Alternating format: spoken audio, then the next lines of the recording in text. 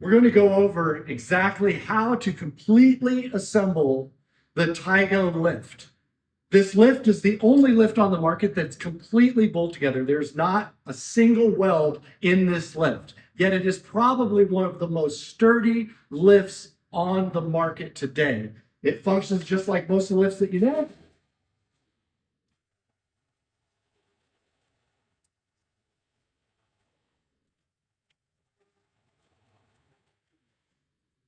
With that being said, let's move on to all the parts that are involved in this assembly. All the parts organized on this table are what you need to complete the assembly of your lift. This lift is completely bolt together, therefore there's numerous parts that you're going to need. You're going to want to lay them out in a fashion like this and have them organized. Each of the parts is labeled with a letter. As we go through this video, we will talk about what letter matches the other letter to do an easy assembly by grabbing the part with the A on it, grabbing the part with the B or the C, so on and so forth. You'll notice that there's 7 bags of hardware that's included in this kit. There's also going to be a sheet in your kit that shows you the complete lift. It shows you all of the parts, but you're really going to need to watch the video to understand the easiest way to assemble the lift. The only tools needed for the assembly are a 5/32 Allen. You're going to need a 7/16 and a 1/2 inch socket. You're going to need a 1/2 inch and a 7/16 inch wrench, and you're going to need a small impact. While mainly you're only going to use the 7/16, there is one case where you do need the 1/2 inch. First step, we're going to start assembling this side rail and that side rail for the base of this piece. We're going to need part A, we're going to need part B, and we're going to need 2 part P's for this side. Then we're going to need another part A, another part B, and 2 more part P's for this side. There's also a sleeve that goes inside part A and part B. We'll go over that in a moment. So I have 2 A's. I have 2 of the connecting sleeves. I have 2 B's. I have 4 P's. So I have 2 for this side, 2 for that side.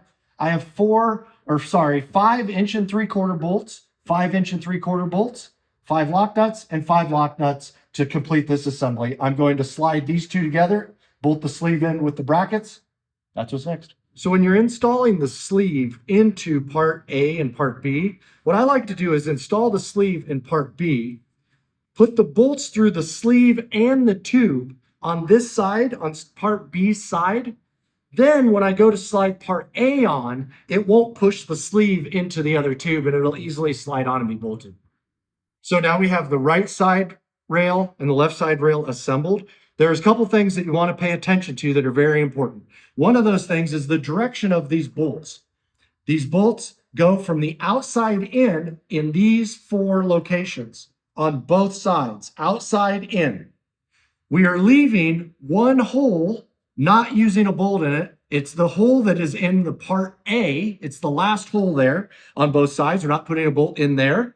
Then also this last bolt hole goes in the opposite direction. So it goes from the inside out, inside out. Very important. Step 2 is installation of 2 plates. They're labeled K.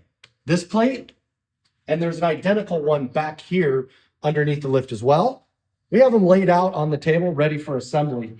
You can see here that there are 6 Allen head bolts and there are 6 what we call rib nut inserts right here, and I have 6 of the same in the back.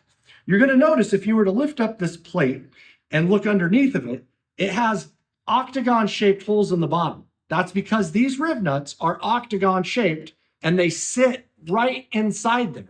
This allows it to be flush on the bottom when this lift sits down on the ground. So you'll notice on these plates, they have octagon shaped holes that are specifically meant for those rib nuts. So we've put the rib nuts in the plate. You can see how they protrude through it. A little pro tip, if you take a little tape, you don't have to try to hold all those in the holes and you can move the plate around. You want to make sure you have the orientation of the plate correct with these 2 holes in the front. We lay it down. We now take the side rail. Little trick. If you look on the bottom of all these tubes, any of the tubes that have large holes on the bottom, you know that's the bottom because those large holes are there to be able to easily slide over the top of these rib nuts and go down flush onto the plate. Whenever you're inserting the bolt that goes down into the rib nut, they should go in and thread very easily. You should be able to thread them by hand all the way down to the steel. I like to leave these just a little loose until the very end, and then I go through and tighten everything up. Do not cross thread them. Step 3, installing the back tube. Bottom of the tube has the large holes. There's 2 hex holes here for the rib nuts. Place this down here. I'm going to put the rib nuts up from the bottom, just like we did on the last step. Then I'm going to put the Allen bolts through the 2 holes.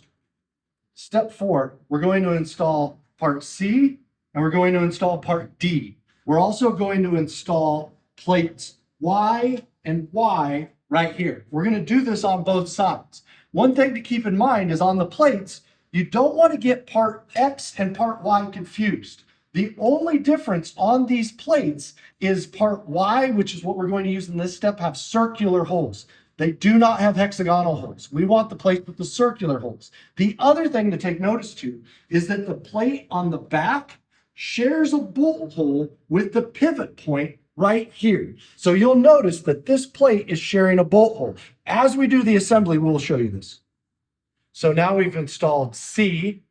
It only goes in one direction. These 2 holes are a little further apart. We like to leave everything just a little bit loose so the stuff is just easy to go together as we go through this.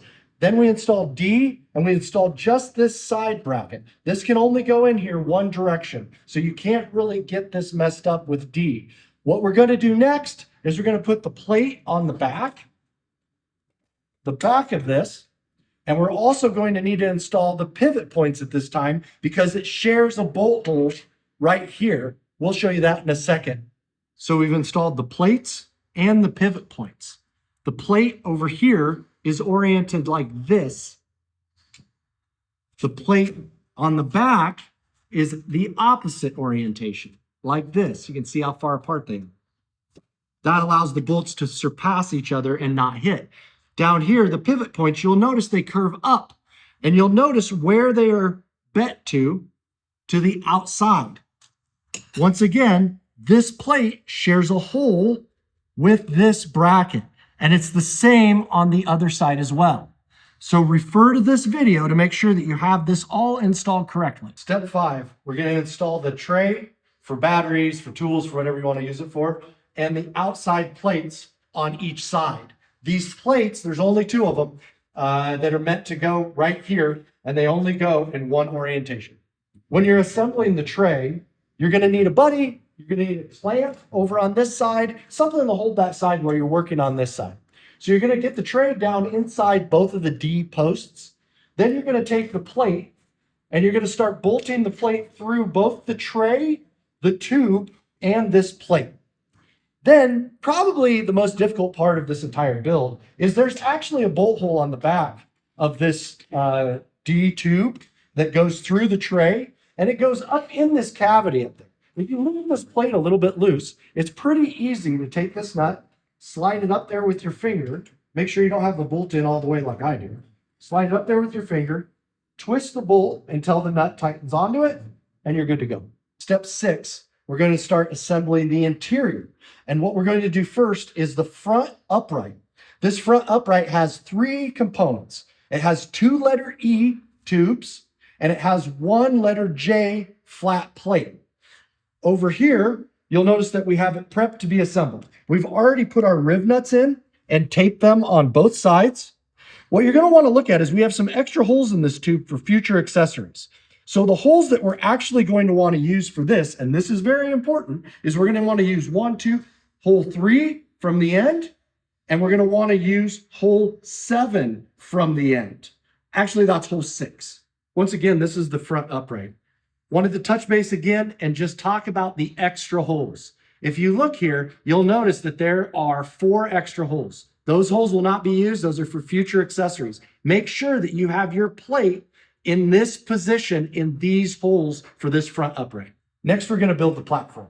For whatever you're going to work on or put on it, this is where it will actually sit, is on this platform. It's very important that you pay attention to how this piece is assembled. There's a lot of components here. One, for instance, being the plate, once again, that has the hex holes in it.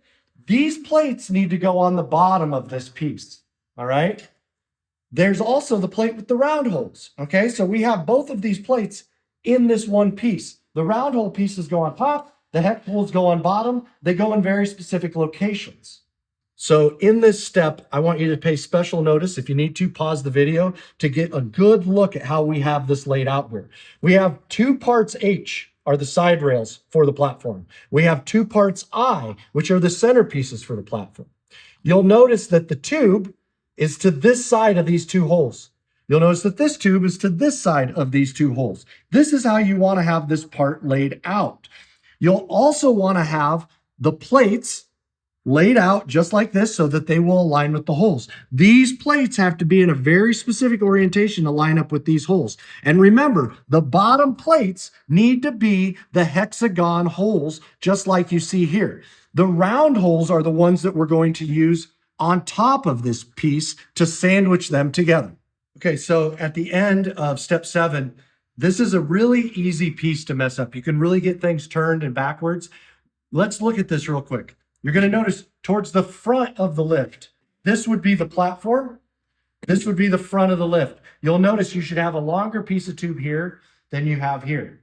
You should have these plates should be going the direction that we have them here. You should notice that as well. You'll see on the back, we have the riv nuts. So we had to use the plates that have the hex holes because of the riv nuts there, where we've taped them to keep them in there really nice and easy. You'll also notice that we haven't tightened this up yet. That's because we don't want to get this reactor out of square at this point. We want to tighten all of this up at the very end when the complete stand is together. So next we're going to assemble in step 8, the back upright. This is going to be assembled similar to the platform. It has 8 plates. It has 2 center posts. It has 2 side posts. Now, don't forget the plates. We're going to have 4 that have hex holes in the bottom. We're going to have 4 that have round holes in the top. So we're going to have both X and Y plates in this piece. So we have the parts that you're going to use in step 8 laid out right here. You're going to need 2 part E's for the sides. You're going to need 2 part M's right here. Then you're going to need the hex plates, 4 of them here. Then you're going to need 4 of the plates that have the round holes. What we're going to do is the same thing that we did in step 7. We're going to take the riv nuts, we're going to tape them to the bottom of our hex plates so that it's an easy installation. Last thing, and probably most important, is there's extra holes once again. The extra holes that you do not use in this case are going to be from this end, hole 3, and hole 6. You're not going to use those, and you're going to have a good length of steel tubing left out at this end. That's the way this is designed. Finally, we're going to put the U-bolt in, which is where the hook to the winch grabs our lift. So once again, this is exactly what it should look like. You can see what holes we're using here. You can see the direction of the plates. You can see the same here. We have our riv nuts taped on the bottom just to make it super easy to turn those plates back over. Then all we do is we take our part, we set it right down over those riv nuts, and we're ready to put on the next plates. Remember, we don't use this hole, the 3rd hole from the short end, and we don't use the very last hole, hole 6. We'll put the plate on with the round holes on the top, and we'll be good to go.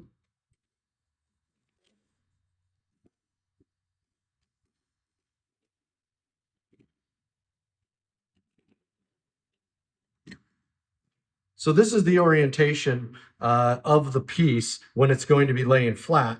As it stands up within the lift, it's going to be like this. So you want to pay special attention to exactly how this is assembled to make sure that it looks exactly like our piece here looks. The plates are going the correct direction. You have the hex plates on the bottom of this piece, and we have the round plates on the top of this piece.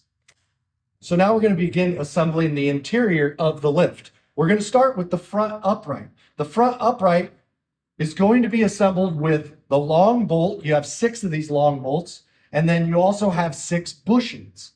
If we look over here, we have this prepped. So we have the piece that we created 3 steps ago. This is the orientation it needs to be when we lay it down inside the lift. We're also going to have 2 holes, 1 on each side that we did not use from step 1. We're going to use those holes to install this front upright piece. So now to assemble the interior, and we're starting with the front upright here. We're going to need our 6 bushings, and we're going to need 2 of our long bolts. to do this assembly. You'll notice over here, I already have the bolt and the bushing in here. Now, it's very important that you use the correct bushing in the correct spot. This is a 0.30 bushing. It will be your thickest bushing. We also have 0.25 bushings, which are slightly less thick than the 0.30, and we have a 0.125 bushing, which is the last one that we will use. This is very easy to assemble at this point. All we have to do is use the hole that we didn't use in step 1. We're going to slide the bolt through. We're going to look for our bushing. We need the thick 0.30 bushing for this one. We're going to get the bushing started on the bolt, just like that. Then we're going to line up the leg of the front one and push the bolt through. Now, this is what we should have. Should have a good pivot point right there. We can put the nuts on, snug it up, but don't tighten everything yet.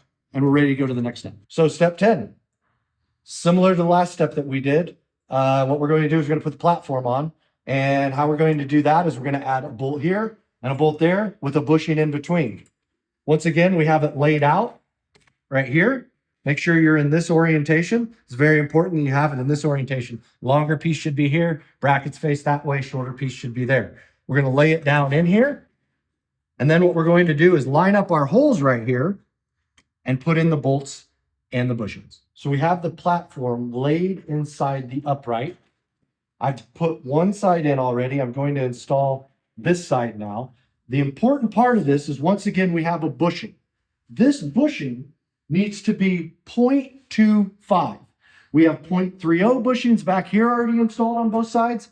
These two bushings here are going to be 0.25. So they're the middle thickness bushing. All we have to do, once again, is line up these holes in front. So what I'm going to do is I'm going to lift these tubes up a little bit. I'm going to get my bolts started in here. I'm going to put the bushing in between them. Wiggle it around a little bit. Push it out the other side. Put on the nut. And snug it down. Now, remember, all of these pieces are still tight, kind of loose. We haven't tightened them down yet. That's how we want them. We want to do that in our very last step. So step 11 is going to be installing the rear upright. You can see how it's oriented here. We're going to go over to the table and show you how we install it. Over here on the table, you can see we have the orientation of that upright in this position. This is going to require 4 bolts. So what we're going to have to do is, you remember from many steps ago, we have our pivot points right here. We're going to want to bolt in those pivot points. Then we're going to want to move up here, and we're going to use our last set of bushings, the 0.125 bushings, and we're going to bolt this to the actual bed, the platform of the lift. So we've bolted the rear upright to the 2 pivot points here. And you want to make sure you don't tighten these down too much, or you won't be able to move this and you won't have a pivot point. So make sure they're just slightly loose. Allows this to rotate up. Next, we're going to install the rear upright to the back of the platform with our 0.125 bushings.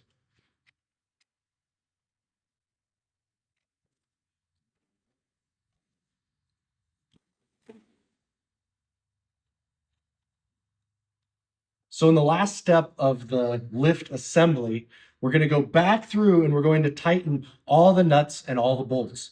The first thing that you want to do is you want to come to the front of your lift.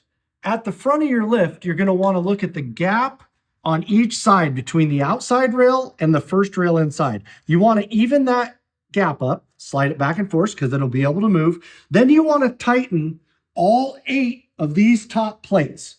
Once you've done that, now you can go through as fast as you want and tighten all of the Allen heads, all of the nuts and bolts, and you have a lift that's ready to have a winch installed.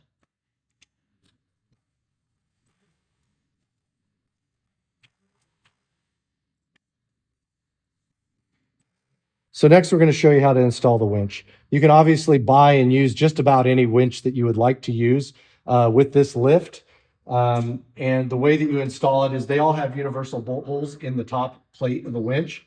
We also have an extra support plate that goes in the top of the tray that bolts down through into the winch, and that's where we put the nuts. So we're going to head over here and install a winch on the lift we just built. So I put the plate in the top. I have the bolts that go down through the plate in the winch.